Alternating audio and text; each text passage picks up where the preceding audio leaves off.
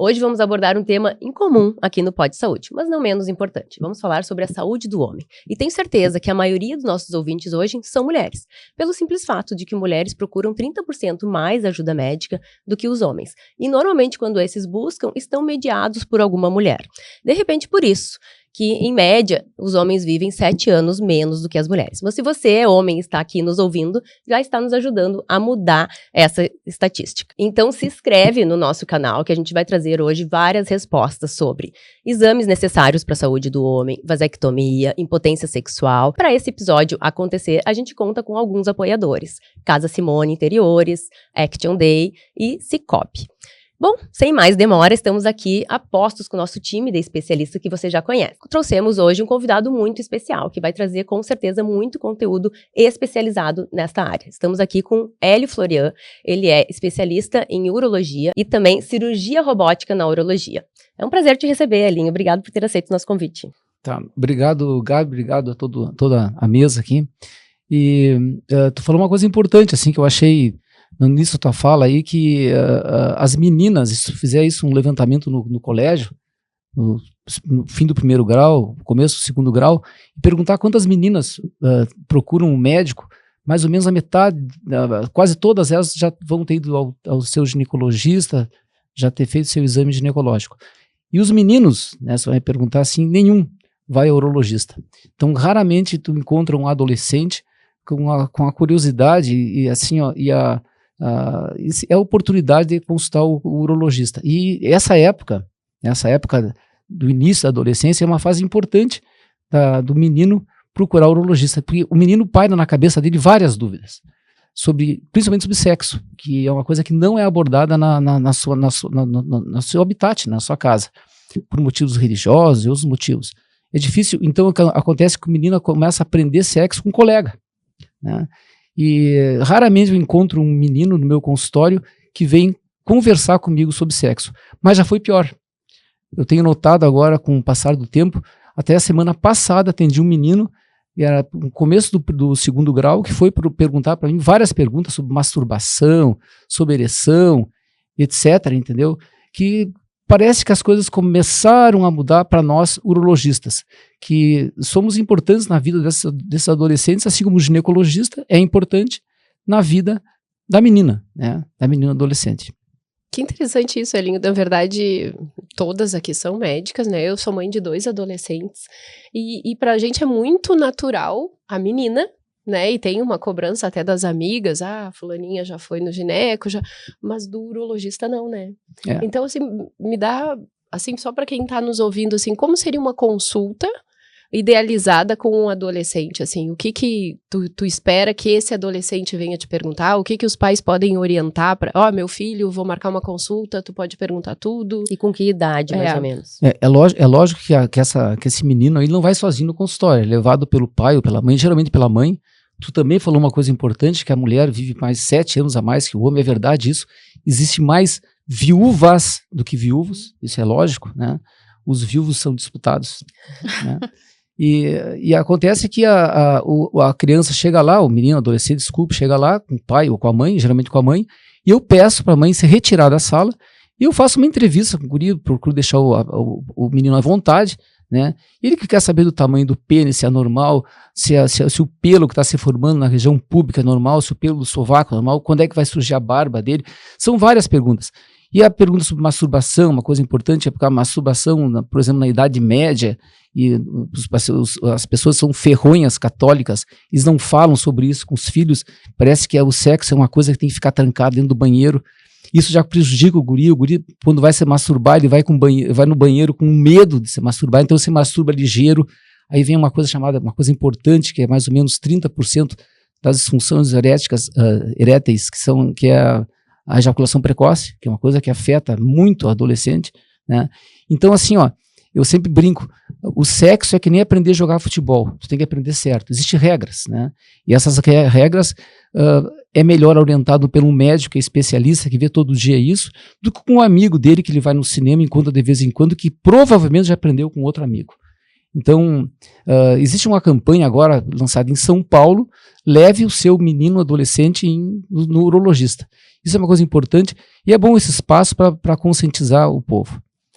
E eu acredito que até para criar esse vínculo, porque nós mulheres a gente tem um vínculo com a ginecologista, né? A gente começa ali com 14 anos em média aí na ginecologista e a gente se afeiçoa a ela, cria confiança, tu tem qualquer problema, tu vai lá e relata para ela. Muitas vezes a inserção nessa vida sexual, tem vergonha de falar com a mãe, e ali com a médica tu tem menos esse tabu.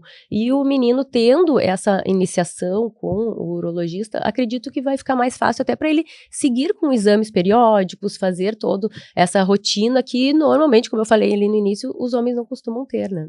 Veja como é importante. Eu atendi um menino, ia de uma cidade próxima aqui, que ele era pequeno, ele pegou o cabo da panela, e ele puxou o cabo da panela, estava fervendo, ele queimou o órgão genital dele, estava pelado.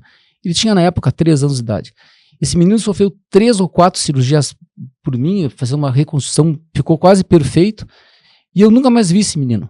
Agora, fazem questão de 2 anos, né, chegou essa pessoa no meu consultório, não conhecia, lógico, daí ele me falou: doutor, eu peguei a ficha e vi, né, tem a ficha médica ali, naquela ficha amarelada já, olhei ali, e vi que ele tinha, que era um paciente que era meu, de muito tempo atrás, ele queimou um pouco do rosto também, foi atendido por um cirurgião plástico, e aí ele veio falar uma coisa importante para mim: doutor, eu confio em ti, eu queria ter uma conversa com o senhor. Não, tudo bem.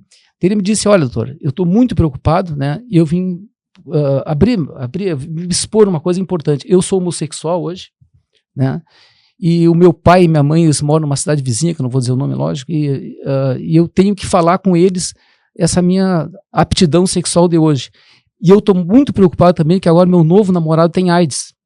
Né? Então eu queria que o senhor pedisse um exame para mim, mas mais importante, até mais importante que isso, falasse com meu pai e minha mãe que eu tenho namorado, né? Eu não moro mais na cidade deles, eu moro também numa cidade perto daqui, e eu queria que o senhor falasse com eles, porque eu confio no senhor.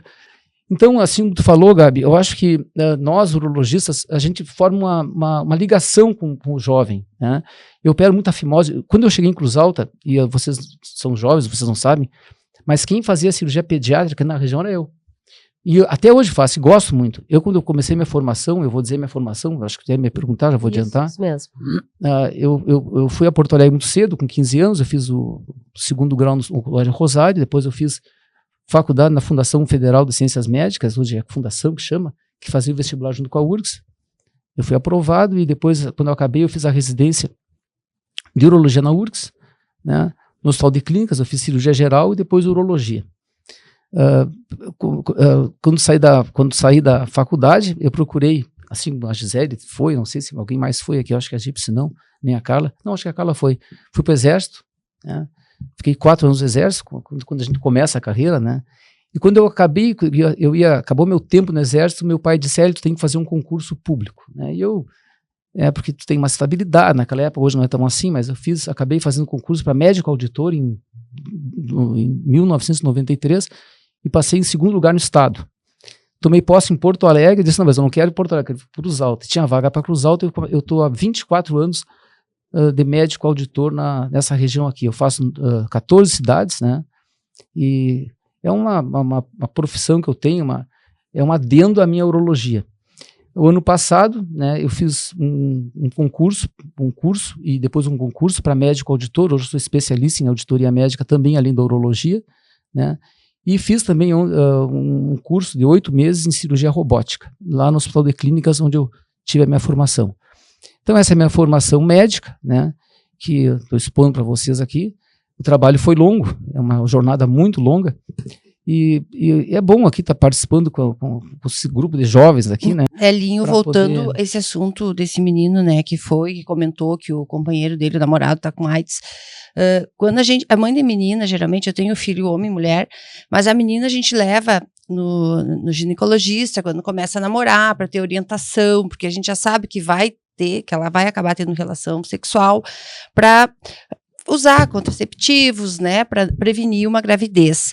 E os meninos, eles não têm essa orientação. E a gente vê isso muito nos jovens, que mesmo que a menina esteja usando um contraceptivo, elas acabam tendo relação sem preservativo, né? Porque os meninos, como eles não têm uma orientação do urologista, eles começam a vida sexual sem essa prevenção. E a gente está vendo que está acontecendo muitas doenças por conta, né? Doenças sexualmente transmissíveis, por conta de terem relações sem preservativos. Tu faz essa orientação também de cunho sexual, de orientação, de preservativo, porque parece que até adultos a gente ouve que não usam camisinha, tem esse tabu, que perde a sensibilidade, que acaba, né, só pensam muito na gravidez, mas e as doenças parece que não levam muito em consideração. Eu tenho 2 meninos, né? Vocês conhecem bem meus meninos, o Solano e o Mariano, e aí assim, ó, só para você ter, eu quase não vejo o tico deles, entendeu? Para mim, o tico deles é uma coisa do espaço, porque eu não vejo. É que eles têm vergonha também da gente, têm vergonha. Né? Achei que era só o meu.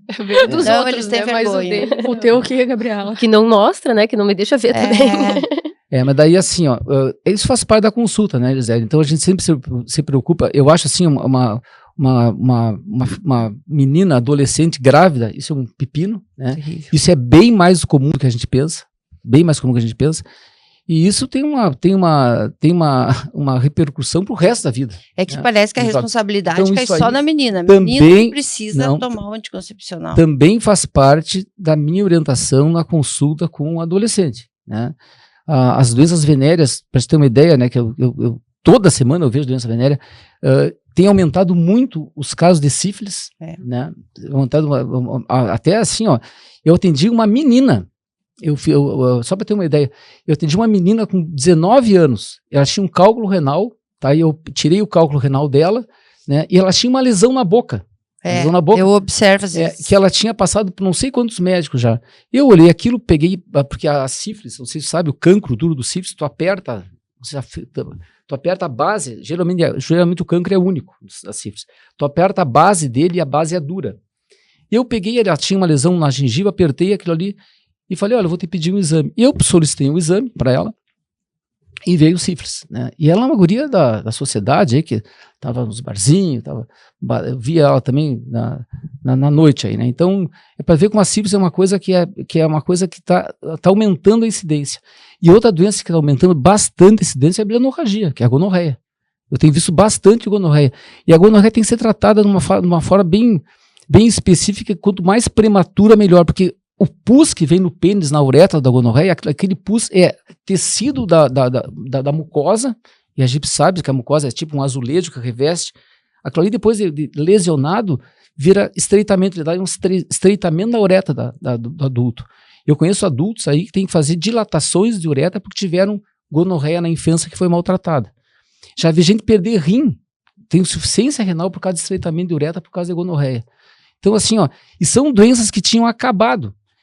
Eu não sei se é o relaxamento, não foco mais a imprensa foca em outras coisas, não nessas coisas importantes, né, que acabam repercutindo isso depois na vida toda de uma pessoa que não foi bem orientada. Hein, Hélio, tu comentou antes sobre a ejaculação precoce. Como é que seria o tratamento, então, para isso? Começar na infância, em função dessa pressa, mas acontece na idade adulta também. Antes, eu acho que vale a gente fazer um contexto aqui. A ejaculação precoce, ela tá dentro das disfunções eréteis, né? Então, acho que é interessante, Hélio, você colocar quais são os tipos de disfunção, qual que é a mais prevalente, a gente começar um pouco tendo esse contexto para falar sobre elas. Já falamos sobre disfunção sexual. Conversando com você, eu me lembrei agora de uma coisa interessante. Eu atendi a questão de 2 anos atrás, uma menina com 13 anos, tá com 13 anos, e ela veio acompanhada da mãe, a mãe dela, o cabelo dela batia no tornozelo. Ela tinha uma bíblia embaixo do braço, e a filha também tinha o cabelo assim, quase no tornozelo, também um cabelo liso assim, né? E também um bíblia embaixo do braço. Aí eu perguntei, a gente faz sempre, você sabe, né? Tem para dar anamnese do paciente. Não, doutor, ele está com uma dor na barriga, sim, assado. E eu tenho, eu acho que eu fui o segundo urologista no estado que tem ultrassom no consultório. Passei a menina na sala de exame e botei o ultrassom na barriga dela, ela estava grávida. Eu vi que ela estava portando uma gravidez já de, sei lá, de 6 meses, 4 meses, porque eu via o feto formado dentro do útero. E era uma pessoa que era crente. Então, aquilo ali, quando eu falei que viu o coração da criança batendo, que é um diagnóstico definitivo e certeiro, não tem como errar, eu perguntei pra menina, tia, tu tá com um problema, tu tá grávida. Ela falou, doutor, pelo amor de Deus, o senhor não fale pra minha mãe. E aí tem aquela coisa de ética médica, que passa um monte de coisa na tua cabeça. Eu tava numa sala de exame que ficava 3 metros de onde é que estava sentada a mãe dela com a Bíblia na mão. Eu pensei, o que eu vou fazer? Eu cheguei, olha, eu desconfio que a sua filha tem alguma doença, mas eu vou lhe pedir uns exames. Aí pedi o beta-HCG, que é o exame de gravidez, e lógico, ela nunca mais voltou no meu consultório. Né? Eu não dei a notícia direta para a mãe dela. Eu estou puxando o gancho, antes de responder a tua pergunta, como é importante a orientação médica de uma pessoa que inicia a sua vida sexual. Como né? é importante a orientação, às vezes, para os pais. Porque falta, às vezes, os pais... essa sensibilidade de levar no urologista o filho, de ter essa conversa de uso de preservativo, de levar a menina na ginecologista. Tanto no menino, que eu falei antes para vocês, como na menina. Essa pessoa talvez, até pela religião dela, não permitir, entendeu? A relação sexual antes do casamento, sei lá que religião ela tinha, entendeu? Ela também se esquivou de ir ao ginecologista. Ela ganhou de graça uma gravidez. E os pais de falarem, de conversar, porque então, o menino, às vezes, é como tu falaste antes, a orientação dele é com o colega, a menina é com as amigas. Se não tiver a orientação dos pais e buscar o auxílio médico, eles estão ali, né? Adolescente, eles querem colecionar relacionamentos para contar pro amigo próximo que transou com essa, com aquela, e assim vai, né? Bom, agora eu vou entrando especificamente no assunto disfunção erétil. A disfunção erétil, do meu consultório hoje, de um urologista, é em torno de 30% a 40% das consultas médicas. É uma coisa bem importante. Na disfunção sexual, né, a gente tem que se lembrar da disfunção erétil, que é a incapacidade do homem manter o pênis duro para ter uma relação sexual satisfatória. E tem uma coisa importante chamada ejaculação precoce. A ejaculação precoce é o indivíduo que chega ao orgasmo masculino muito rápido, né, antes de satisfazer a ereção. E a disfunção erétil, no meu consultório das disfunções sexuais, é que eu mais vejo. A ejaculação precoce, ela leva sim à impotência sexual. Porque o indivíduo que tem ejaculação precoce, ele começa a ter medo de ter relação sexual. Ele tem medo. Então ele procura começar a se esquivar da relação, porque ele sabe que ele vai introduzir o pênis na vagina da mulher, vai ejacular, não vai satisfazer a mulher de maneira nenhuma. Então ele começa a devagarinho se esquivar e ele começa a procurar parceiras fora do casamento, parceiras onde é que ele não tem relação nenhuma. Não interessa ele ejacular rápido, se ele não ejacular. E assim ele começa a degradar o casamento dele e acaba com separação. Então é muito comum essa queixa, e essa queixa tem que ser tratada. Essa queixa é uma queixa antiga, isso tem que ver com a ansiedade. Respondendo a tua pergunta. Então, assim, o paciente que tem ejaculação precoce, se for examinar ele, foi a fundo, é um paciente que, se botar o relógio para despertar às 7 da manhã, ele vai acordar antes do relógio e vai desligar o relógio. É o paciente que tem uma viagem às 4 da manhã, às 3 horas, ele vai estar acordado já com as malas na porta. E tem uma observação que eu faço, e é legal isso aí, é o paciente que quando vai urinar, antes de acabar o ato da micção, ele já está fazendo a descarga. E eu falo isso para os pacientes, eles dizem, como é que o senhor sabe? É que eu não sou bruxo, é que eu sou velho já. E a gente já tem uma casca. Eu olhando uma pessoa caminhar de vez em quando, eu sei se a pessoa tem ejaculação precoce. Me diz uma coisa assim, eu tô falando dessa ansiedade, né? Que a gente tem a medicina integrativa hoje, que leva muito para a qualidade de vida, para os cuidados preventivos. No caso, uma pessoa que começa a fazer atividade física, controlar sua ansiedade, fazer, né, ter uma vida melhor, tu acha que ela consegue prevenir? Porque tu falou que a ansiedade está um pouco vinculada com a ejaculação precoce. Tendo esse cuidado, ela consegue melhorar? Ou ela vai precisar de um tratamento mais específico para essa ejaculação? Gisele, assim, é complicado a ejaculação precoce. Se vocês notarem e perguntarem para outras pessoas, né, que são todas mulheres aqui, os homens bebem, entendeu? Porque o álcool, na primeira fase, ele é ansiolítico, tu diminui a ansiedade. A pessoa que bebe, ele demora mais para ejacular. Muitas pessoas bebem para ejacular, para demorar mais tempo para ejacular. Para resolver esse problema. Numa fase inicial. Os remédios que você usa para ejaculação precoce, eu acho que a psicoterapia é importante, mas não é definitiva. Eu acho que o índice de sucesso é pouco. O tratamento de ejaculação precoce, vocês podem ler depois nos livros, na internet, o tratamento é medicamentoso. Tá? E é medicamentoso com drogas antidepressivas, que diminuem a ansiedade. Existe uma droga padrão que a gente usa no começo do tratamento, é a paroxetina, é o nome genérico, não é o nome comercial, tomada pela manhã, entendeu? E ela melhora em torno de 70% a 80% depois de 15 dias do uso, tá? Existe agora na França, eu importei esse remédio faz 4 anos, a daparoxetina.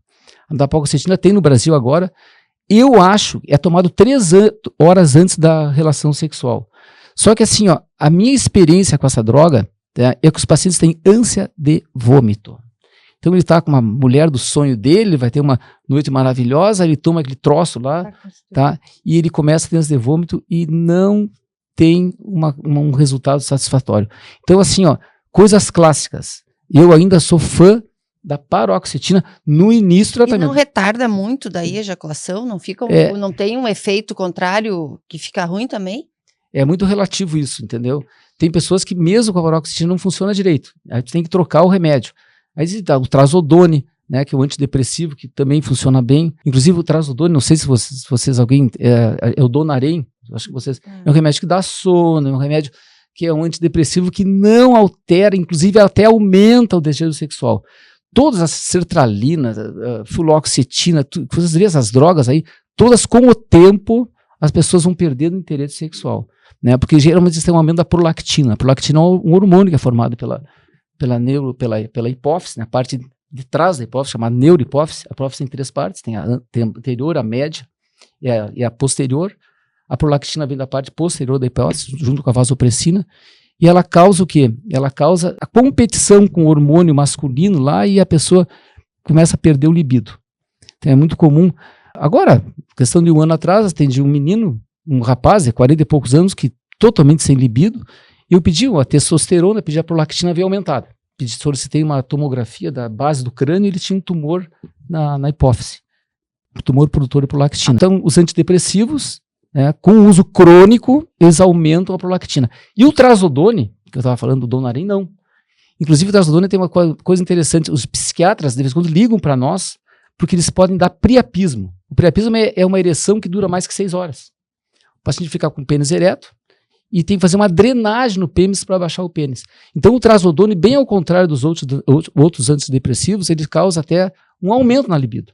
Então eu uso muito isso. Eu gosto muito de usar também para ejaculação precoce um remédio que já aumenta a libido e já aumenta também aumenta o tempo de permanência sem ejacular. O que eu queria te perguntar, o paciente chega então com uma queixa de disfunção erétil no teu consultório.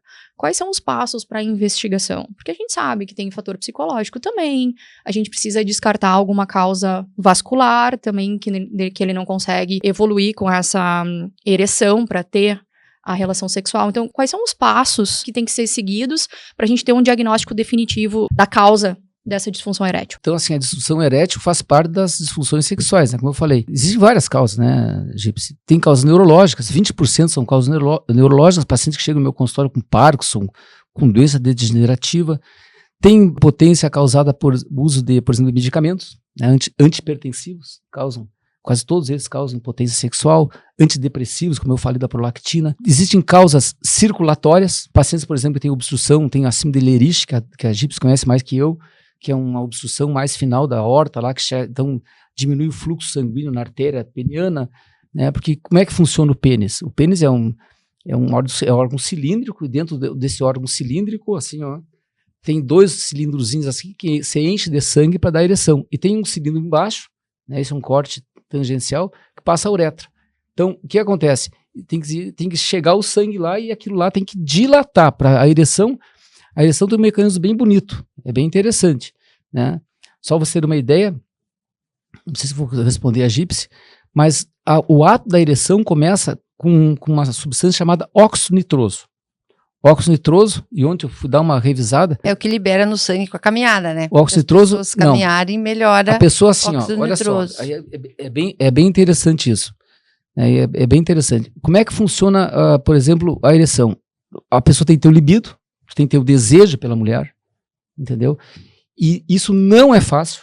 Então eu atendo casais de vez em quando que o sexo sempre comparo com uma orquestra. Tem que estar tudo afinado. Se tiver lá o trombone tocando mal, o sexo não vai ser legal. Se tu for pra cama com um homem lá que tem chulé, o sexo não vai ser legal. Mau hálito. É o cheiro, é a iluminação, cada vez vai complicando mais. O jovem não tem muito problema, mas o andar da carruagem começa a refinar essa orquestra. E é isso aí, é o que eu vejo. Então, tu tem que ter o libido pela mulher, o libido pela mulher libera o óxido nitroso lá embaixo, e o óxido nitroso começa todo a desencadear a vasodilatação do corpo cavernoso para fazer ereção. Só para você ter uma ideia, o pênis ereto dentro da nossa veia aqui, nossa pressão aqui é 120 milímetros de mercúrio. A pressão no corpo cavernoso é 360 milímetros de mercúrio. Por isso que o pênis é duro. E, pasme, não sei se você sabe, pode ser até uma novidade isso, as GIPs que trabalham em pronto-socorro, e TI, a Carla também até podem ficar sabendo, na guerra, eu gosto muito de ler, os pacientes que eram traumatizados, chegavam chocados para ser atendidos, claro, quando a pessoa está chocada, você sabe, não tem veia para pegar, o soro e sangue eram feitos no pênis, no corpo cavernoso. Para o corpo cavernoso é uma veia. Então, fazia um soro no pênis, os pacientes. Eu tive a oportunidade de fazer já. Né? Então, assim, é uma emergência, não tem que fazer sangue, tem que fazer soro, tem que hidratar o paciente, faz no pênis. Porque o corpo cavernoso do pênis é uma veia. E essa veia se dilata, aumenta a pressão e causa a ereção. Então, a investigação, assim, se faz primeiro com uma anamnese, bem feita, né? Saber se o cara toma lá antidepressivo há 40 anos, o cara vai ter problema de ereção. Mas, basicamente, assim, ó, só você ter uma ideia, eu fui do tempo, isso foi em 1988, nós fazíamos ligadura dos plexos venosos que vinham do pênis em direção à veia cava, para o paciente ficar com a ereção mantida. Existiam trabalhos que faziam ligadura venosa do pênis, para o paciente ficar mais... Para casos de impotência. Depois caiu em desuso, a gente fez muita cirurgia desnecessária. Lá no Clínicas, nós fizemos um trabalho gigante, quase 300 pacientes que foram submetidos a essa cirurgia, sem nenhum resultado. E aí fica 100% do tempo... Não, todo mundo acreditava, os trabalhos científicos mostravam que ligando as veias que retornavam para o paciente conseguiria ficar mais tempo com a ereção. Isso depois caiu em desuso. Mas assim, ó, respondendo à GIPSI, a investigação de impotência se faz com a anamnese e o tratamento é muito estabelecido hoje. Então, por exemplo, eu sempre comparo o tratamento da impotência em degraus. Mas basicamente assim, ó, eu coloco em 3 degraus o tratamento da ereção. O primeiro degrau são esses medicamentos que vocês conhecem aí, a sildenafila, a tadalafila, né, que são medicamentos, né, que tu toma ele, né, a sildenafila tem um efeito mais rápido, mas menos duradouro, dura em torno de 2 horas, a tadalafila tem um efeito que demora mais para acontecer, mas é mais duradouro, a pessoa fica com facilidade de ereção até 36 horas depois do uso do medicamento. Então esse medicamento, com a liberação do óxido nitroso, eles funcionam na ereção, mas a pessoa tem que ter uma coisa chamada libido. Não adianta um cara que tem um relacionamento desgastado com uma mulher que ele não é mais afim, com um problema psicológico, o cara não tá o clima, não tá com libido para ter relação, engolir um remédio desse e achar que vai ter algum efeito. Não vai ter efeito. Ele precisa ter o desejo sexual pela companheira. Tem que ter o desejo sexual. Então vamos lá, assim, resumindo. Então, o tratamento para disfunção erétil. Então, as causas são eliminadas, alguma causa orgânica que a gente tem que ser resolvida, seja ela neurológica, seja ela vascular. Isso resolvido, então temos as medicações, né? Isso. E a indústria farmacêutica lá atrás estudou para angina, para resolver do coração, e acabou descobrindo que os pacientes tinham ereção. Aí, a partir daí, então, o uso dessa medicação, mas combinado com o desejo sexual, porque um sem o outro não funciona. Não funciona. Então, creio que esse seja um bom resumo do tratamento para isso. E outra coisa que eu gostaria que tu falasse um pouquinho mais, tu comentaste agora sobre a sildenafila e a tadalafila, que a tadalafila tá mais na moda agora, parece que os homens estão usando um pouco mais. E que seria o nome comercial, GIPSI? Não sei o nome comercial da tadalafila. Tem vários, da tadalafila tem o Cialis, tem o Ziad. São os nomes mais conhecidos. Porque o que conversando, eu vou abrir aqui que eu tive que conversar com alguns homens para saber o que eles queriam saber com esse nosso episódio, né? E uma das coisas que eles relataram justamente isso, a diferença de uma para outra, uma dá mais calorão, outra dá mais dor de cabeça, né? Então acho que vale a pena tu falar um pouquinho dos efeitos colaterais de cada uma. Fazendo um resumo, então, ejaculação precoce, antidepressivo. Disfunção erétil. Faz uma anamnese do paciente, eu faço tratamento em 3 degraus, vamos dizer assim. Primeiro degrau, facilitador via oral, que é a tadalafila, tinha a vandalafila, que era o Levitra, não tem mais, e tem a sildenafila. Tá? A sildenafila foi a primeira a ser lançada, foi em 1992, eu estava em Los Angeles com o lançamento, fui convidado pela Pfizer, né? Foi, como a gente se falou, foi um medicamento que foi estudado primeiro para ser anti-hipertensivo e dar vasodilatação, né? E eles viram que os pacientes estavam fazendo essa pesquisa, um braço da pesquisa, começaram a ter ereção. Eles largaram de mão o estudo para antidepressivo e foram na ereção e conseguiram uma medicação eficaz, né, para causar a ereção. Né? Então foi a primeira, e a Pfizer tinha patente, eles ficaram 10 anos com a patente. Esse medicamento foi mal falado, o homem morreu em cima da mulher, transando. Mentira. Tanto é que todos esses remédios tu compra na farmácia hoje, eles sem nenhum tipo de receita. Esses remédios hoje são usados, inclusive, para fibrose pulmonar em criança. Tem criança que toma 10 Viagra, não sei, estou falando o nome, Viagra. Pode falar, até porque eu acho que é os nomes mais comuns. Que 10 Viagras por dia, não tem problema nenhum, isso aí tu vai na farmácia e compra. Mas assim, então, respondendo agora a pergunta do primeiro degrau do tratamento, né, depois tem os outros, a sildenafila é usado mais ou menos 30, 40, 50 minutos antes da relação sexual, e ela tem um efeito muito mais rápido, ela é mais rápido que a outra, só que ela tem um efeito mais curto. Efeitos colaterais, rubor facial, a pessoa fica com o rosto vermelho, porque dá vasodilatação. Com isso pode ter dor de cabeça, cefaleia. Tem pacientes que não toleram, entendeu? E a gente tem outras, né? Mas tem também a tadalafila, que foi falado aqui. A tadalafila tem um efeito que é mais demorado para iniciar, 2 horas mais ou menos. Eu aconselho até 2 horas antes, mas o efeito dela chega a ser 36 horas depois do Cialis. Um deles é o Cialis. O principal efeito colateral do Cialis é menos dor de cabeça, mas dá mais dor muscular. Principalmente dor nas costas. Os pacientes relatam dores musculares com esses remédios, né? Mas são remédios que todos eles, vou repetir de novo aqui, existe uma coisa, a pessoa tem que ter um libido pela mulher. Quando tu falou aí essa parte da libido, eu fiquei pensando assim, ninguém tem obrigação de ser bonito, né? As pessoas são como são e tudo bem. Mas eu acho que as pessoas têm obrigação de procurar a sua melhor versão, se cuidar, fazer uma atividade física. Claro, eu não estou falando daquelas pessoas que não têm o básico, né? Estou falando daquelas pessoas que têm uma vida normal e têm uma capacidade cognitiva de escolher, de fazer as suas escolhas.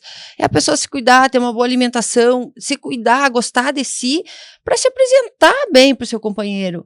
Porque todo mundo gosta de ter uma imagem do seu lado bonita, alguém que te dê orgulho, porque eu sempre falo, uma coisa que eu falo sempre para o meu marido, inclusive, que o amor anda junto com a admiração. Tu tem que admirar a pessoa, tu tem que, né, ter orgulho daquela pessoa e achar aquela pessoa bonita, inteligente, ou ter uma admiração para ti ter o amor. E eu acho que é aí que entra essa parte da pessoa se cuidar da sua saúde, fazer atividade física, procurar estar bem. A gente vê que o sobrepeso e a obesidade pode interferir bastante na liberação de alguns hormônios, né? Com o emagrecimento, já consegue observar uma melhora nessa disfunção erétil? O paciente pode estar acometido? Isso aí é bem comum. Nós somos hoje 7 bilhões de pessoas. Bilhões. A maneira mais fácil de alimentar uma pessoa, e todo mundo é bem alimentado, é com carboidrato, que é uma coisa barata, né? O carboidrato é se desmanchar ele vira uma glicose, que é um carbono com uma ligação hidrogênica lá e tal, que toda a célula só come glicose, né? Bom, então assim, as pessoas estão bem alimentadas, mas estão desnutridas, né? E a obesidade, que é um fenômeno mundial, nos Estados Unidos é 80% que tem acima do peso, não me lembro direito. Mas enfim, o tecido adiposo, ele tem uma enzima lá no adipócito, que é a aromatase, que transforma a testosterona em estrógeno. Né? E aí tu vê assim, ó, então tem pacientes que chegam lá que estão com obesidade, né? E é comum o paciente de obesidade ter diminuição do libido e tal, e tu vai fazer um exame e ele tá com a testosterona baixa. Então assim, faz uma reposição hormonal e tal. Mas o que é o certo? O certo é a pessoa perder peso. E perder peso, né, existem várias maneiras de perder peso, mas a principal maneira é fazer uma alimentação correta. Eu queria saber sobre suplementos para impotência, tipo maca peruana, feno grego, arginina. Será que ajudam mesmo? Eu tenho usado, assim, ó, o nosso genérico aqui, nossa possibilidade aqui, que é o Androsten Uno, que agora antes tomava 3 por dia, agora toma uma vez só, que quando a gente olha, assim, a situação do cara impotente, tu vê que o cara tem hormônio normal, mas o cara tem que ter, assim, tem uma coisa, um apoio psicológico, eu receito, entendeu? Inclusive, assim, ó, eu fui o cara que mais receitou o Androsten Uno na região inteira aqui. E os pacientes não é que Eles têm que levar uma coisa para casa que dê um apoio, tipo uma muleta, para ele ter mais Então, tu acha que ele funciona muito mais como um efeito placebo, como uma bengala nesse momento, do que de fato a ação dele? Totalmente. Você quer ver? Ó, quando em 1990 e poucos foi lançado o Viagra, né, que realmente é efetivo contra a ereção, isso foi um boom. Né, foi o medicamento mais vendido no mundo. Senão a maca peruana seria assim também. Né, tem muito mito e verdade. É um mito, mas eu particularmente uso, viu, Gabi? Porque a pessoa que vai para o consultório, está com um problema, de repente um remedinho até dá uma força psicológica para o cara. Vamos para o segundo degrau. O segundo degrau são medicamentos que são injetados dentro do pênis. E a gente começou usando a papaverina, que tu sabe, né? Vasodilatador potente. É um potente. vasodilatador potente. Tu injetava a papaverina e o paciente fazia ereção 20 minutos depois. Só que tinha o grande problema, que é o priapismo. O cara fazia ereção e não voltava. Aí tu tinha que drenar o pênis do cara com adrenalina. Era uma coisa muito desagradável. Com o passar do tempo, veio outros medicamentos, a fentolamina, e agora existe a prostaglandina E. Deixa eu só te interromper, mas aí nesse caso, é sexo no hospital? Não. Escuta, de novo. O primeiro degrau não é invasivo. É medicamento que facilita pela boca. Tá. Que é essa sildenafila e vadalafila. E esses medicamentos, eu já falei, a pessoa tem que ter desejo sexual. Sim. Então, assim, tem pessoas que querem ter relação, querem manter o casamento, que tá destruindo tudo, entendeu? Eu atendi um cara agora que ele era amante de uma senhora. A vida dele era satisfazer a senhora. A senhora tinha 75 anos, ele tinha 40. E ele não tinha tesão pela mulher mais, não tinha mais libido pela mulher, e ele tinha que ter relação com a mulher. Então ele ia no consultório para pegar a medicação, para fazer no pênis, para poder satisfazer, para poder comprar a corrente de ouro dele, que ele estava usando na minha frente, e a chave do carro novo. Entendeu? Então era o trabalho dele. Então, assim, ele tem que usar o segundo degrau, que é a relação sexual, que a pessoa fica com o pênis ereto, né? E duradouro, pode durar até 2, 3, até 4 horas, dependendo da dose, sem ter desejo sexual. O cara consegue fazer o serviço dele. Tá? Bom, e o terceiro degrau, né, que é quando nada funciona, só para um parênteses, por exemplo, paciente diabético, o diabético, que é muito comum ter impotência sexual, a gente muitas vezes tem que usar esses medicamentos injetáveis também. Porque mesmo tendo desejo, eles não conseguem, sabe? Porque tem problema vascular. E essas injeções, elas são vasodilatadoras, tanto a fentolamina, como a papaverina, como a prostaglandina E. E o terceiro degrau são as próteses. As próteses podem ser as infláveis, tu bota um dispositivo dentro do corpo cavernoso e tu tem um reservatório no escroto. Aí tu aperta, o pênis começa a inchar, e a pessoa tem ereção. Depois dá um desnuque assim e o pênis desincha. E tem as próteses semi-rígidas, é um silicone com uma haste de metal dentro, que tu bota para cima o pênis e bota para baixo. Essa segunda prótese é uma prótese mais barata. Então esses são os degraus hoje de tratamento da impotência. Medicamentos pela boca, injetável, prótese. Essa pessoa que usa prótese, ela consegue ter orgasmo normal? Perfeitamente. Eu coloquei quando o problema é só ter ereção, não tem outro problema. Não, consegue ter ereção e tem orgasmo. Eu coloquei a prótese de um senhor aqui na rua do General Osório, e ele foi meu garoto modelo. Os caras chegavam lá, doutor, mas eu quero ver uma pessoa que tem prótese, então tu vai lá no endereço. E o cara mostrava o pênis. Mas o cara, você do General Osório. Muda de endereço, por favor. Agora, e o cara usou tanto o pênis dele, tá, que um dia ele chegou no meu consultório com o pênis para baixo. Ele não conseguia, botava para cima e caía. Daí ele falou, o que houve? Daí ele falou assim, doutor, tem um problema. Eu fiz um raio-x e a cordoalha da prótese quebrou.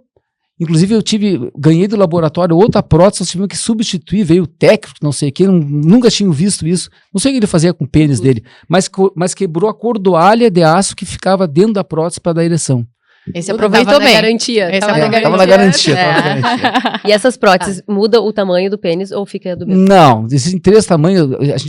Quando a gente encomenda a prótese, vem 3 tamanhos. Vem um extensor, que geralmente tu mede o pênis da base, até a gente tem uma técnica para medir. E vem 3 extensores para te poder botar dentro do corpo cavernoso. Então, uma pequena medida, o extensor, tu consegue ampliar um pouquinho o tamanho dela, mas vem 3 medidas e 3 diâmetros. Pergunta, então, do agora qual que é o tamanho médio do pênis do homem brasileiro? Ereto. Então, de 13 a 16 centímetros, a média. E assim, ó, como sabe o seio, que você sabe disso também, vocês são mais pro lado do seio, eu sou mais pro lado do pênis, né? Eles mandam, quando a gente encomenda 3 tamanhos, né? Assim como vem as próteses, depois ali tu ajusta, depois tu devolve as que tu não usou, e eles só cobram lá o laboratório, a prótese tu colocou no paciente. Eu tenho 3 perguntas, eu tenho que fazer essas perguntas, pelo amor de Deus. Primeiro lugar, Elinho, assim, ó, hoje, nos últimos anos, assim, a gente tem visto muita gente falar de hormônio. Na época que eu fiz a faculdade, a gente não prescrevia, tá? Hoje a gente tá vendo mulher usando testosterona e cada vez mais homens querendo usar testosterona. Em primeiro lugar, eu quero saber se tu usa, né, tu prescreve a testosterona, como é que tu vê aquele paciente, ele, sei lá, um paciente de 50, 55 anos, tá com o nível de testosterona um pouco mais baixo, mas ainda dentro dos parâmetros normais, e o que eu tenho visto é que, tipo, vamos manter essa testosterona full, é isso ou não é isso? Qual é o risco? O que a gente faz com esse paciente? Hoje, assim, ó, no meu currículo eu esqueci de falar. Eu, há 2 semanas atrás, fui nomeado delegado da regional aqui do Cremers, né? E um levantamento que foi feito lá no Cremers, que agora vão bater sobre isso, é sobre soroterapia para rejuvenescer, que agora o cara vai lá fazer um soro verde lá para ficar jovem, e hormônio, né? O hormônio está sendo aplicado por um monte de gente, e é um perigo, né, Carla? Assim, ó, eu sou ético, né? Eu não posso não ser ético, né? Com toda a carreira que eu fiz, eu não posso... Então, assim, eu faço reposição hormonal, sim, entendeu? Mas eu vejo assim, ó, eu vou te contar uma história agora bem... A semana passada, atendi um guri, né, que ele veio, aqueles guri fortinhos da academia, eu pedi os exames para ele estava com um problema, o que é, eu tenho, para cada idade, os exames tem que fazer. E veio assim, ó, testosterona indetectável. Indetectável. Foi o resultado lá, indetectável. Tipo, mas que isso? Daí o doutor tem de confessar, eu faço hormônio em casa. Então, assim, tu imagina o prejuízo. Aí eu fui fazer uma ecografia nele, ele tinha o fígado branco. Tá? Eu não sei se você sabe, mas existe um exame hoje, né? O fígado branco é esteatose hepática, né?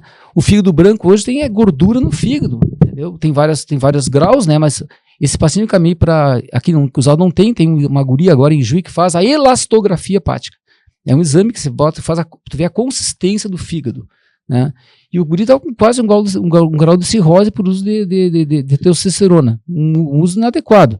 Então, assim, eu faço a reposição hormonal, eu faço com algum decilato de testosterona, porque a testosterona, ela tem um ciclo cardiano. A testosterona, ela fica baixa, depois ela começa a levantar, 6 horas da manhã está lá em cima, depois começa a baixar, e depois ela levanta. Esse é o ciclo natural do hormônio masculino. Então, existem vários tipos de testosterona. Um decilato é a que mais acompanha o ciclo cotidiano, cardiano. Só que custa 600 pila uma ampola, né? Tem vários, tem o Atesto, tem o Nebido, tem o Ormus, são os medicamentos que eu uso. Tem a testosterona também, que é boa, que bota um gel, né? Tu aplica o gel em parte que não tem pelo, tem que ficar 2 horas com aquele troço, os pacientes se esquecem, tomam um banho, suam, entendeu? Então, o único problema, o efeito colateral da injeção é essa, quando precisa usar, é a dor. Essas injeções são muito doídas, os pacientes reclamam de dor. Só que faz uma ampola a cada 3 meses. Então, é uma coisa boa. Quem é o candidato? É homem reclamando de dor. O candidato, quem é o candidato? Ó, eu sigo a queixa clínica, mas também o exame laboratorial. Chegar um paciente com 160 de testosterona, tá, é um paciente que vai estar deprimido, ele ganha peso, porque obeso. Esse paciente eu faço uma reposição hormonal. E eu geralmente procuro usar o hormônio mais caro. Existem hormônios mais baratos, mas que não seguem o ciclo cardiano. Né? Eu tenho vários pacientes tomando hormônio.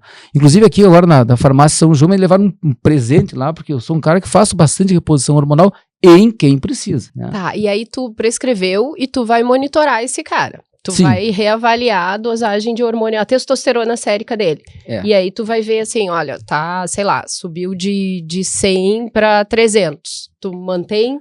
Mantenho, porque assim, ó, só para lembrar da fisiologia, 95% da testosterona é formada lá embaixo, nas salas de Leydig, lá do testículo. E 5% pela suprarrenal.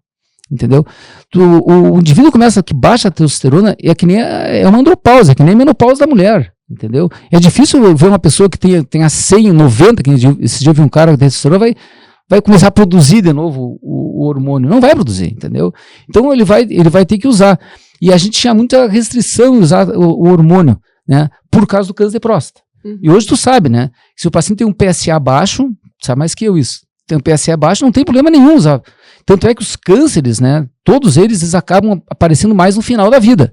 E agora tem já existem estudos que dizem que a queda do hormônio pode formar câncer. Câncer do jovem é o câncer do testículo, que dá até os 45 anos, que tu também sabe disso, e câncer de osso, né? Esses são os cânceres dos jovens. O resto dos cânceres, a maioria, é depois na idade, da terceira idade. A maioria, né? Câncer agora, eu sei que é da Carla normalmente, mas esse eu quero saber. Que eu me lembro que quando eu passei pela URO, e eu fiquei muito impressionada com um pós-operatório de câncer de pênis. E na época, o que a gente estudou, que o que está mais relacionado ao câncer de pênis é a má higiene. Perfeito. Então, vindo um pouco nessa questão da higiene e tudo mais, e também eu tô assistindo uma série agora sobre relacionamentos, e ela tá namorando um judeu, e daí então entra nessa parte da circuncisão. Então eu queria saber, Hélio, a circuncisão tem muito mito em torno dela. Ela é mais higiênica? Ela diminui a sensibilidade da cabeça do pênis? Quais são os prós e os contras? E qual idade que seria mais correta de fazer? Perfeito. Então, assim, vocês sabem que, vamos falar da religião um pouco, existe a pessoa que é ateu e existe a pessoa que é agnóstica. Vocês não sabem a diferença disso.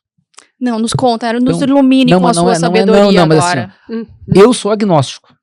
Um dia eu cheguei no colégio para matricular meus filhos e eu perguntei qual é a orientação do colégio. A gente é agnóstico. Eu não soube o que era agnóstico. Sou agnóstico. Então, agnóstico é tu não sabe se existe. E tem o ateu que sabe que não existe.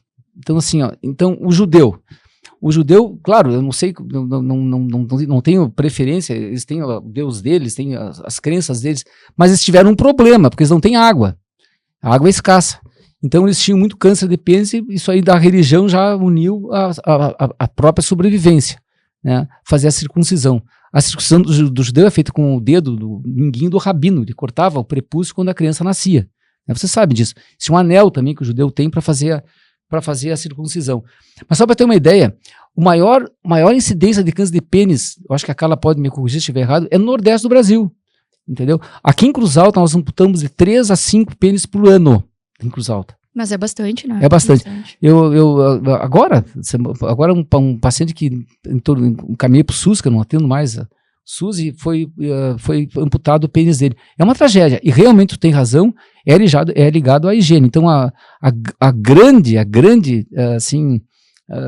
contribuição da postectomia, que é a cirurgia para fimose, a postectomia, é evitar doenças, principalmente o câncer de pênis, que é uma coisa que a gente vê ainda, né? Mesmo aqui no sul, né? Mas no Nordeste a incidência é muito alta. Diminui a sensibilidade? Diminui. Assim, quando opera um paciente que é adulto, faz a postectomia, os primeiros 10 dias tu não pode tocar na cabeça do pênis que o paciente dá um berro. Mas depois de 10 dias ele começa a formar um tipo de uma queratina ali na glande, e o paciente começa a suportar o contato com a cueca. É muito comum os guris, quando operam eles pegam um papel higiênico, a parte dura do papel higiênico, o rolo, eles cortam, aí eles botam... Fazem uma capa, assim. Botam uma capa e botam a cueca. É uma maneira de proteção do pênis. Tá. Mas outra coisa, por exemplo, na África, eu fiquei sabendo, né, parece que a postectomia, ela diminui a transmissão do HIV. Né? Então agora existem países na África que é quase obrigatória a postectomia para diminuir a incidência da transmissão talvez tenha do HIV. relação, né, com as microfissuras que faz ali da cabeça, e daí acaba tendo menos sangramento, menos... Boa pergunta. Outra coisa que a gente tem que falar do câncer de pênis é o HPV, né? Que a gente tem a arma relacionada à vacina e a gente tem uma baixa aderência, né? Não é só as precárias condições de higiene. Mas só do HPV, estava lendo esses dias também. Tu olha só, a menina, ela procura muito mais se vacinar do que o menino. Sim. É uma coisa impressionante. As meninas chegam a ter, eu li, até 70% das meninas acabam se vacinando. Até nas escolas estavam vacinando as meninas. Então, que estão dando mais. Não, mas até o Estado estava oferecendo HPV. Para as meninas nas escolas. É que assim, gente, isso é uma política de saúde pública que o governo vem fazendo, tanto para meninos quanto para meninas, justamente para reduzir, principalmente, o câncer de colo de útero. E isso vai ao encontro da tua primeira fala, Gabi, que as mulheres são mais preocupadas, as mulheres buscam mais. E justamente com nossas falas aqui, nós queremos conscientizar os homens, conscientizar as mães desses meninos, para que elas cheguem até essa vacina e a gente diminua não só o câncer de colo de útero nas mulheres, mas também os cânceres da parte masculina, né, Carla? Com certeza. Não, até tem uns estudos que eu estava lendo lá no norte europeu, eles praticamente não têm mais casos de câncer de colo de útero naquela população. E a gente aqui, principalmente lá no Nordeste, aí entra o câncer de pênis, esse problemão. Elinho, deixa eu voltar lá no o degrau da escada lá. Ah, não, gente. Não, deixa eu voltar, pelo deixa eu amor voltar. de Deus. Elinho, assim, ó, qual é o grande problema que eu enfrento no consultório? Os pacientes com câncer de próstata, eu explico para eles assim, as células do tumor, elas se alimentam de testosterona. Então, elas precisam de testosterona para crescer. Então, uma das formas que eu vou tratar esse paciente, eu vou usar medicação para diminuir a testosterona. Eu consigo controlar a doença dele, ele tem um resultado super bom, mas eu diminuo a libido e eu causo impotência sexual. Por quê? Porque eu tô diminuindo a testosterona, eu meço lá no exame, tá lá embaixo, mas esse é o meu objetivo. Eu não vou poder usar a testosterona nesse paciente, mas o que eu vou fazer com ele? Eu tenho que oferecer qualidade de vida, né? Então, o que eu posso usar aquelas tuas medicações, porque aí eu tenho uma condição séria. Claro, é lógico, a gente sabe disso. A testosterona é a gasolina do câncer de próstata, né? Então, assim, ó, tu dá para usar os medicamentos injetáveis, né, que a pessoa não precisa ter libido, como eu falei. Tu pode ter relação com aquela fechadura daquela porta ali, não tem problema nenhum, né? Ou usar prótese, né? Começa sempre na escada, sempre lembrar a escada. Eu primeiro usaria medicamento vasodilatador, essas fentolamina, papaverina, prostaglandina, e num segundo estágio, se não funcionar, prótese. E assim, numa fase mais inicial, usaria Viagra, Cialis. Sim. Tentaria dessa forma. Mas essa pessoa que tu falou que pode ter relação com a fechadura da porta, se usar a medicação injetável, ela não vai ter orgasmo, né? Não, só um pouquinho, assim, ó. Ela vai ter a ereção. Isso aí é outra. Diferente, não, né? assim, ó, só um pouquinho. Aí, assim, ó, se a pessoa fez uma cirurgia radical, aí o capítulo é grande. Se uma pessoa fez uma cirurgia radical de próstata, depois eu posso explicar para vocês, a chance da pessoa, a pessoa não vai ter orgasmo mais, porque tirou toda a próstata, tirou a vesícula seminal, não vai, acabou o orgasmo, não vai ter ejaculação seca. Não vai ter, nada, zero, entendeu? Esses pacientes aí, são pacientes que foram operados, tiveram câncer, etc. Eles não vão ter ejaculação mais. Eles vão usar a prótese ou vão usar esse recurso para a mulher, para a companheira. E para a parte psicológica deles, entendeu? Eles acabam usando e eles procuram usar a prótese, eles querem ficar sexualmente ativos. E, Carla, boa pergunta tua, assim, ó, no começo, eu quando faço uma cirurgia radical de próstata, que o paciente, eu já na terceira semana já começo a usar o Viagra. 2 ou 3 vezes por semana, até para aumentar a circulação no pênis, para ele não ficar com uma cicatriz. Eu já peguei pacientes que ficam 10 anos, sei lá, 2, 5 anos, nunca se interessar, agora eles querem fazer sexo e fica atrofiado o pênis, entendeu? É músculo, né? É músculo, é o corpo cavernoso, né? Então, nossa conduta, né, 3, 4 semanas depois da cirurgia, começar a usar o Viagra, até para uma fisioterapia, para ele começar a ter ereção.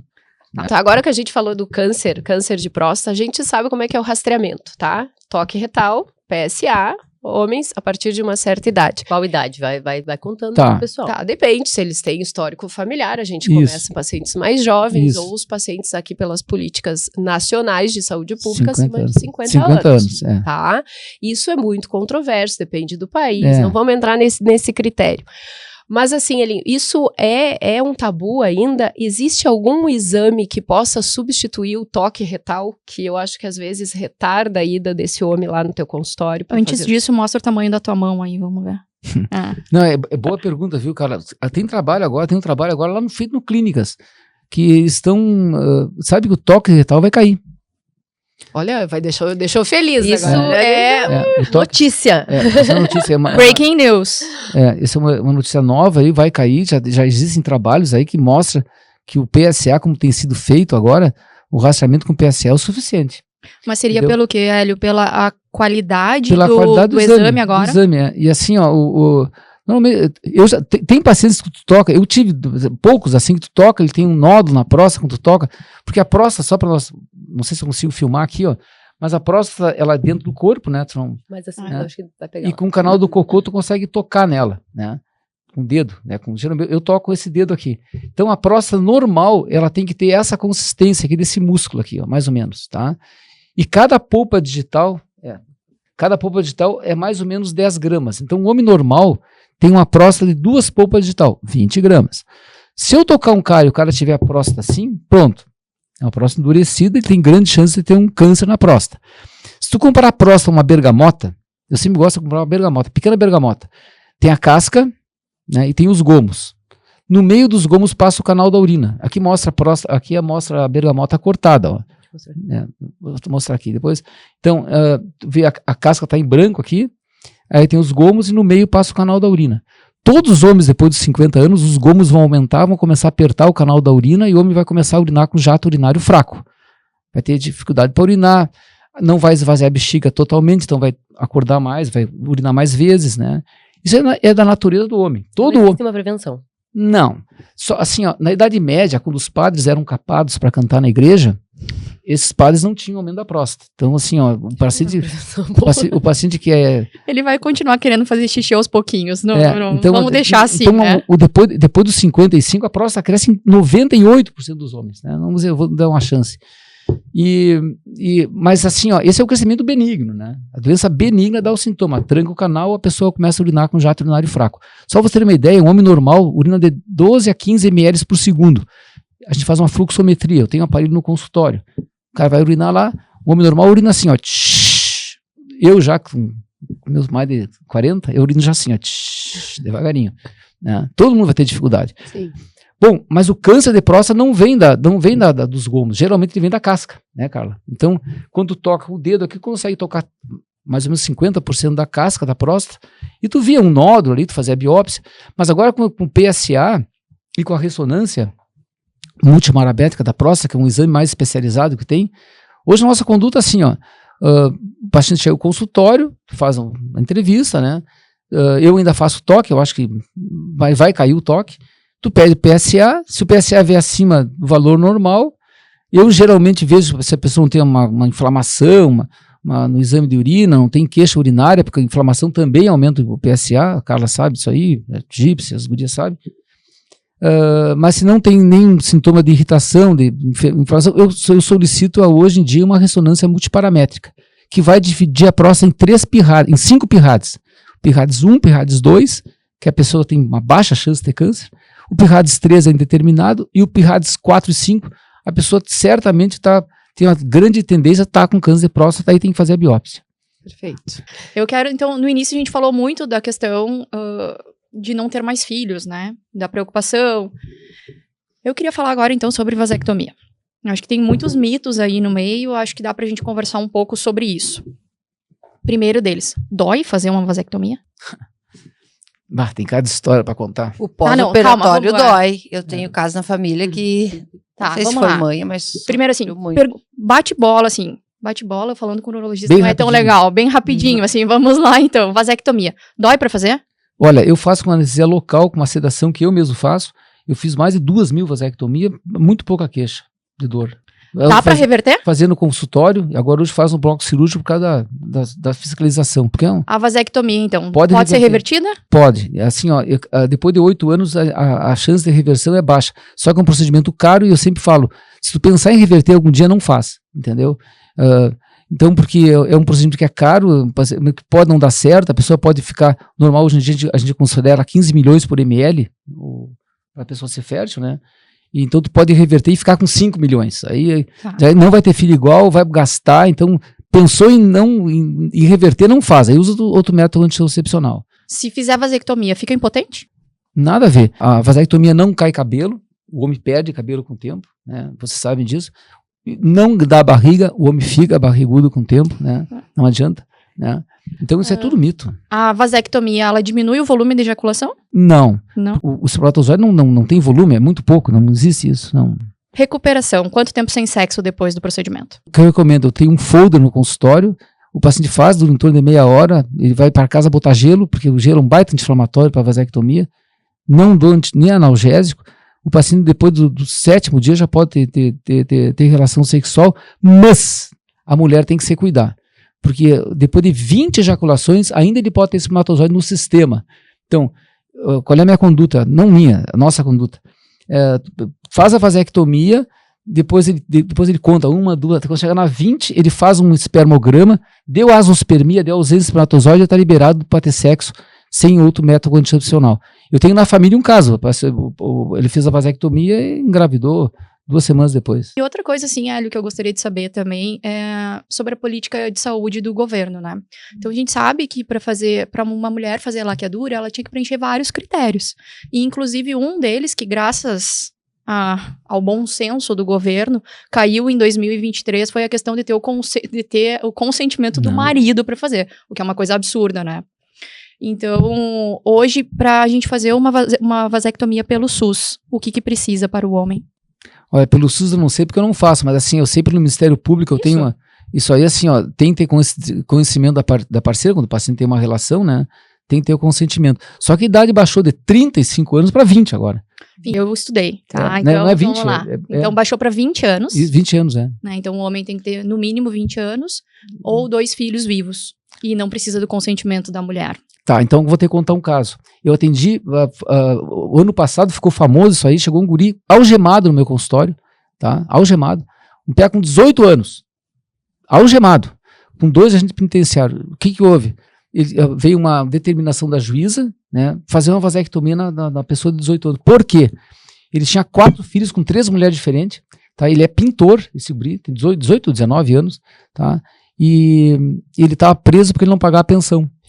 Ele disse, doutor, pelo amor de Deus, faça a vasectomia. Eu imediatamente, suspendi o consultório, tinha um negócio da juíza ali, fiz a vasectomia nele, de graça até, entendeu? Porque eu acho que eu fiz um bem para a sociedade. Mas era com o consentimento dele, não era uma coisa Já tinha 2 filhos também, né? Ele queria... 4 filhos. Tinha 4... Eu digo que o mínimo são 2 filhos vivos, não? Sim, mas ele tinha 4 filhos com 3 mulheres diferentes, com 18 anos e pouco, não tinha 19 anos. Eu acho que ainda tem bastante preconceito dos homens ainda com a vasectomia, né? Eles têm medo de ficar impotentes, têm medo de prejudicar a atividade sexual, porque a gente vê que as mulheres se submetem muito mais. Claro que, às vezes, a mulher faz cesárea, aproveita do último filho, já faz a laqueadura, mas eu vejo a incidência de fazer a laqueadura é bem maior do que a vasectomia. A Gabi, no começo, ela falou uma coisa bem importante, assim, ó, o homem, ele se sente um cerne. Sabe o que é cerne? Tem uma madeira, o meio da madeira é o cerne. Núcleo, né? O homem acha que não vai acontecer nada com ele, que ele é intocável e imorrível. Imortal. É imortal. Então, assim, ó, no meu consultório é muito comum, assim, que a gente tem de pacientes idosos, tá o casal. Então, a mulher, a maioria das vezes, vamos dizer 60%, 70% das vezes, quando um homem vai consultar, é porque a mulher levou ele a consultar. Porque mesmo eles não vão consultar. Então, a mulher, porque não sei o quê, porque pega e leva ele de mão lá, entrega na porta, fica esperando ele fazer a consulta dele, depois vão embora. Então, quem leva, muitas vezes, o homem, né, que você acha um cerne, é a mulher, né? E a vasectomia também é a mesma coisa. O homem, ele acha que não vai acontecer nada com ele, que não vai ter filho, que não sei o quê, e é isso que é a vida, né? Isso está mudando, mas é assim. Enquanto tu explicou ali como é que funciona a testosterona no decorrer do dia de um homem, né? Que ela tem um pico pela manhã, depois ela diminui, e eu correlacionei com o que eu escuto lá no consultório, né? Então eu escuto os homens falarem que eles têm ereção matinal, acordam eretos. Mas eu também escuto meus pacientes, principalmente os pacientes mais velhos, eles chegam e dizem assim, olha, Carla, eu não tenho mais aquela ereção de manhã. Isso relaciona com a testosterona? Quando ele me fala isso, eu tenho que acender uma luzinha e me preocupar com isso? Como é que funciona para ti lá no consultório? Boa pergunta, assim, ó, é uma coincidência a ereção com acordar, entendeu? Isso é um mito isso aí. O que acontece? Você sabe, né, que o sono tem o sono que não é REM e o sono REM. O sono REM tem um relaxamento profundo. E o relaxamento profundo, ele causa a ereção. De vez em quando tu acorda de um sono REM e tu tá com o pênis ereto. Agora, a pergunta é boa, sabe por quê? Quando começava a se investigar impotência, existia uma fita. Porque o homem, por exemplo, que tem problema de relacionamento, tem problema de boleto, tem problema por exemplo, psicológico, que não consegue ter ereção, o sono acaba o problema psicológico. Ele sonha com um lugar maravilhoso, ele sonha que tem dinheiro, ele sonha que tá num barco, entendeu? Uma ilha lá. Ele sonha coisas que não é a realidade dele. E ele vai ter ereção. Então existia uma fita que tu colocava, não se existe, uma fita que tu colocava no pênis, né? Tu abraçava o diâmetro do pênis. Se arrebentasse a fita, não tinha problema orgânico nenhum. O paciente estava apto a ter ereção. O resto que acontecia durante o dia eram os problemas mais psicológicos que ele sofria. Então, o homem que faz ereção noturna, não interessa se acordar de manhã ou de madrugada, entendeu? É um cara que não tem problema orgânico de ereção, não vai ter problema circulatório, entendeu? Não vai ter problema do remédio que tá tomando, porque ele fez ereção. E que tá tendo um sono bom. Então, acho que é mais relacionado ao sono de qualidade do que... Ele teve um sono, ele fez ereção, então o sistema dele tá apto, entendeu? O que não tá apto é a vida dele que tem que ser mudada. Tem varizes no testículo? Tem varizes na bolsa escrotal? E por favor, explica quem é que trata isso, que é o urologista. Isso é uma confusão aí, né, Gi? Tu sabe disso. Varicocele é uma coisa, variz no escroto é outra coisa, né? Varicocele, você sabe, né? Mais que todo mundo, né, Gips? O sangue, quando chega no lugar, tem que voltar pela veia cava e pro coração. Do lado esquerdo, desse meu lado aqui, da Gabi, quando o sangue chega no meu testículo, ele tem que voltar para o coração, para a parte direita do coração, e ele tem que ir para a cava. Mas só que do lado esquerdo ele vai para a veia renal, da veia renal ele vai para a cava, e da cava ele vai para o coração. Então é comum o cordão espermático do lado esquerdo ser mais grosso, ter a chamada varicocele. A varicocele não é uma doença, é um achado em 20% dos homens, entendeu? Claro que existem homens que começam a atrofiar o testículo, não conseguem ter filho, porque fica quente o testículo não funciona bem quando está com a temperatura alta, né? O testículo tem que funcionar a 2,2 abaixo da temperatura corporal, por isso que o testículo está localizado na bolsa escrotal, entendeu? Então, se a pessoa tem uma varicocele que interfere na espermatogênese, tem que se corrigir a varicocele, isso sabe. Do lado direito é muito raro ter varicocele. Agora, variz no escroto, isso é outra coisa, são varizes, entendeu? São pequenas malformações vasculares que ficam na pele. Isso aí, se quer tratar, quer, se não quer, não trata. Mas é contigo, não comigo, né? E realmente é uma boa pergunta, tem pessoas que têm essas varizes escrotais e rompem as varizes e eles sangram, né? E eles tem que fazer uma esclerose, mas são microvarizes, né? Muito bem, pessoal. Acho que esclarecemos grande parte das dúvidas, não todas, com certeza, mas a gente fica disponível também. Para quem tiver mais alguma dúvida, coloca aqui nos nossos comentários e a gente vai ter maior prazer em continuar a respondendo. Queria agradecer mais uma vez os nossos apoiadores que fizeram possível acontecer esse episódio, que é a Casa Simone Interiores, o Cicobi e também a Action Day. Agradecer mais uma vez o nosso convidado, que com certeza nos trouxe grande conhecimento aqui para todos nós, e deixar vocês à vontade aí para conhecer o nosso canal do YouTube e pesquisar mais episódios que a gente tem aí para oferecer. Obrigada a todos. Até mais. Até mais.